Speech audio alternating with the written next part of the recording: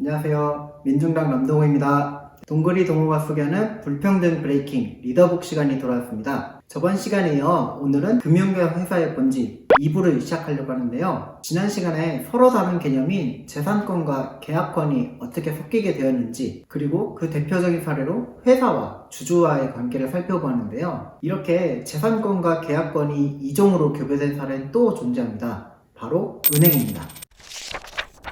현대적 은행의 탄생은 영국에서 시작되었다고 봐야 되는데요. 17세기 영국에서는 자산가 계급과 왕의 계급 대립이 있었고 1688년 명예혁명을 통해서 자산가 계급이 승리하게 됩니다. 당시 금은 왕의 것이었는데 자산가 계급이 승리하게 됨으로써 자산가들이 가진 재산을 보관하고 이 자산을 화폐처럼 운영하기 시작합니다. 자산가 계급이 사적 조직인 영란은행을 만들어서 이곳을 통해서 은행권을 교환하고 유통하기 시작하는데 이 은행권이 재산권과 계약권을 교묘하게 섞어서 만든 것입니다. 예를 들어 현대은행업에서 예금주 김씨는 은행에 1000만 원을 넣게 됩니다. 이 사람은 법적으로 1000만 원에 대한 권리를 은행에 넘긴 것입니다. 그러면 이자만 받으면 되죠. 이건 계약권입니다. 하지만 언제든지 돈을 찾을 수 있는 요구불 예금의 특성상 원하는 때에 1000만 원을 찾을 수 있는 권리도 생긴 겁니다. 이건 재산권입니다. 또 은행은 상인인 박 씨에게 은행권을 빌려주는데 이 은행권은 약속 어음입니다. 한마디로 은행은 채무자입니다. 그런데 은행은 박 씨에게서 이자까지 받게 되는 채권자의 권리를 행사하게 됩니다. 이렇게 재산권과 계약권, 즉 재산권과 채권이 섞여있는 형태가 근대의 영국에서 시작됐고 이것이 현대의 은행까지 이어지게 됩니다. 17세기 후반 영국에서 재산권과 계약권이 섞이게 된 것은 철학자 로크의 인격 개념 그리고 영국만의 독특한 정치체제인 신탁법을 통해서 가능했는데요. 그리고 이러한 근대적 영국의 은행이 현재의 은행업의 골간이 되었다고 볼 수 있습니다.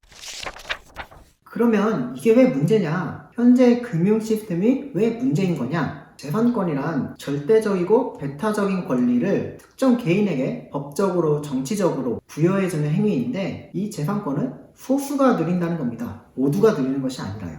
그리고 그 재산권을 유지시켜주기 위해서 국가는 세금을 통해서 이들의 권리를 보호해주고 있습니다. 금융위기가 발생하면 주주들, 즉 재산권자들은 투자한 돈을 회수합니다. 투자한 돈을 회수당한 은행들은 파산을 하게 되죠. 이 은행들을 살리기 위해서 국가는 공적자금, 즉 세금을 투입해서 은행들을 살리게 됩니다. 재산권을 가진 주주들은 자신의 이익을 사유화하고 손실은 국가가 메우는 것이지요. 저자는 이렇게 질문합니다. 지금의 재산권 개념이 특정 소수에게만 유리하다면 이 개념은 바뀌어야 되지 않을까? 자본주의 화폐 경제 시스템을 넘어서 신용 경제로 넘어가자고 주장합니다. 화폐는 은행이 돈을 무한정 찍을 수 있고 이 과정에서 필연적으로 금융위기가 주기적으로 찾아오게 됩니다. 현재 재산권은 자본주의 화폐 경제로 인해 유지되고 있는데 재산권이라는 법적 제도를 근본적으로 철폐하고 특정 사람과의 관계, 대인권으로만 법체제를 재구성하자고 저자는 주장합니다. 나아가서 재산권, 상속권, 부채관념이 현재 사회를 양극화시키고 있다고 주장하는데 이를 없애기 위해서 기본자산제를 제안합니다. 여기서의 기본자산의 특징은 3가지가 있는데요.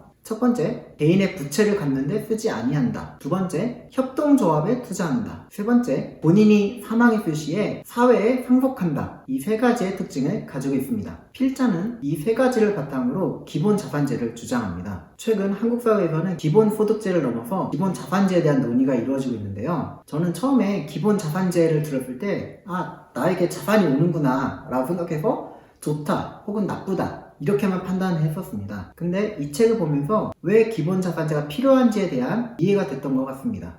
단순히 필요성을 설명하는 것을 넘어서 재산권과 계약권이라는 모순된 권리가 현재의 자본주의 시스템으로 오는 과정을 역사적으로, 철학적으로, 경제적으로 풀어서 설명했는데요. 이 모순을 극복하기 위해서 재산권과 계약권의 이종교배를 극복하기 위해서 기본자산제까지 저자는 주장합니다. 저 같은 경우는 경제에 매우 취약해서요. 읽는데 조금 어려웠습니다. 사전을 찾아보기도 하고 인터넷도 뒤져가면서 천천히 읽었었는데요. 약간은 경제에 취약한 저에게는 어려웠습니다. 그럼에도 불구하고 천천히 곱씹으면서 읽어보면서 아, 이래서 기본자산제가 필요하구나 라는 느낌을 갖게 해준 책이었습니다. 이 책은 저처럼 인터넷을 뒤져가면서 천천히 정독하기를 추천드립니다. 기본자산제에 관심 있는 분들은 금융과 회사의 본질 꼭 읽어보시길 바라겠습니다. 저는 또 다음 시간에 뵙겠습니다. 안녕.